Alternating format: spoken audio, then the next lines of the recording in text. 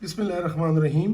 یہ ایک اور امپورٹنٹ ویڈیو ہے جو کہ میں آپ کے ساتھ شیئر کر رہا ہوں، acute and chronic liver failure. ایک بہت امپورٹنٹ کانسیپٹس ہے اور یہ ہمیں نہیں بھولنا چاہیے۔ دیکھیں، یہ وائی ایکسس پہ پیشنٹس کی پراگنوسس ہے یا اس کی جو کنڈیشن ہے اور یہ ٹائم ہے۔ عموماً ہوتا کیا ہے کہ ایک اسٹیبل سیروٹک پیشنٹ ہوتا ہے چائلڈ کلاس اے میں یا child class B, early child class B میں یا گڈ چائلڈ کلاس بی میں۔ تو ہم نے وزٹ پہ دیکھا ہوتا ہے ٹھیک ٹھاک ہوتا ہے، ہم کہتے ہیں یہی دوائی جاری رکھو۔ اچانک ہوتا کیا ہے کہ ایک ہفتے بعد، 2 ہفتے بعد، مہینے بعد، 1.5 مہینے بعد وہ بہت ہی بری کنڈیشن میں ہمارے پاس آ جاتا ہے، ٹھیک ہے۔ اور اس کا بلر بینائی ہوتا ہے، وہ کنفیوز بھی ہوتا ہے، سائڈز بھی بن جاتی ہے۔ تو ایک تو دیکھیں، نارملی کوئی بھی سروسس کا مریض ہو تو with the passage of time, مہینوں میں، سالوں میں، 2-3-4 سالوں میں وہ آہستہ آہستہ اس کی کنڈیشن بری ہوتی جاتی ہے۔ یہ تو ایک نارمل فینامنا ہے، ٹھیک ہے۔ لیکن اگر اچانک وہ ڈپ کرتا ہے، ہوتا کہتا ہے، تو اس کو ہم بولتے ہیں acute and chronic liver failure. جس طرح کہ اسما کا مریض ہوتا ہے، ٹھیک ٹھاک ہوتا ہے، اچانک کوئی ایکیوٹ سیویئر اسما میں آ جاتا ہے۔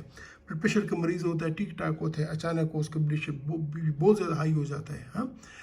اس طرح ایک انجینا کا مریض ہوتا ہے، اچانک کبھی نہ کبھار اس کو ایم آئی ہو جاتا ہے، ہاں۔ تو اسی طرح یہ بھی ہے کہ سیروسس کا ایک سٹیبل مریض ہے، چل رہا ہے، لیکن اچانک اس کی کنڈیشن بہت خراب ہو جاتی ہے، تو اس کو بولتے ہیں acute and chronic liver failure, ٹھیک ہے۔ تو عموماً اس میں ہوتا یہ ہے کہ اس میں پورا کانسیپٹ سمجھنے کی بات یہ ہے کہ جب یہ پیشنٹ ایکیوٹ کرتا، جس طرح کہ آپ نے دیکھا ہوگا کہ اگر ایم آئی کا مریض 12 گھنٹے کے اندر آ جائے تو اس کو اسٹریپٹوکائنیز کا انجیکشن لگاتے ہیں اور پھر وہ ٹھیک ہو جاتا ہے۔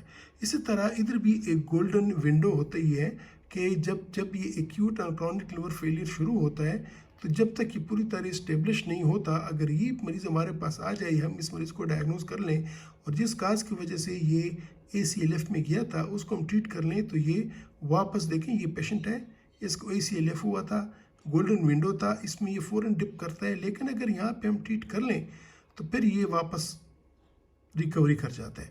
لیکن اگر ہم نے اس کو ٹریٹ نہیں کیا، ڈائگنوز نہیں کیا، تو بالکل یہ ڈپ کرے گا اور ڈیتھ انیویٹیبل ہے، ڈیتھ ہی ہوگی اس مریض کی۔ تو یہ امپورٹنٹ کانسیپٹس ہیں۔ ACLF ہوتا کیوں ہے؟ ہو سکتا ہے بی ایکٹیویشن ہو، کوئی وائرل ہیپاٹائٹس ہو چکی ہو، کوئی ڈرگ مگلی ہو اچانک، ہاں، تب پیشنٹ کرونک لیور ڈیزیز تھا لیکن یہ ایکیوٹ انسلٹ ہو گیا، یا پھر ایک کرونک انسلٹ ہوتا ہے اور اس میں کوئی اور ایسی چیز ہوتی ہے کہ جس کی وجہ سے وہ ڈپ کر جاتا ہے، تو یہ دس از ویری امپورٹنٹ، ٹھیک ہے۔ یہ 3 طرح کا ہوتا ہے۔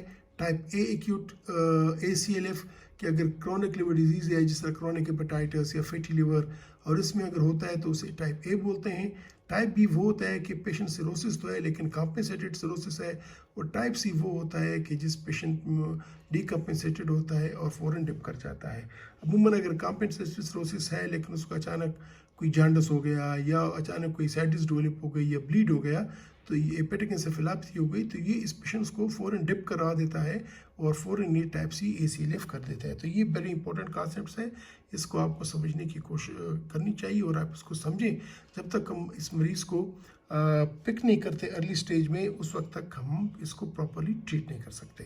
تو ایک چھوٹی سی ویڈیو تھی ACLF، تو کبھی کبھار پیشنٹ سب آتے ہیں، ہم ڈائگنوز کرتے ہیں، تو آپ کو معلوم ہونا چاہیے کہ اس سے مراد کیا ہے، ٹھیک ہے۔ اوکے، خدا حافظ۔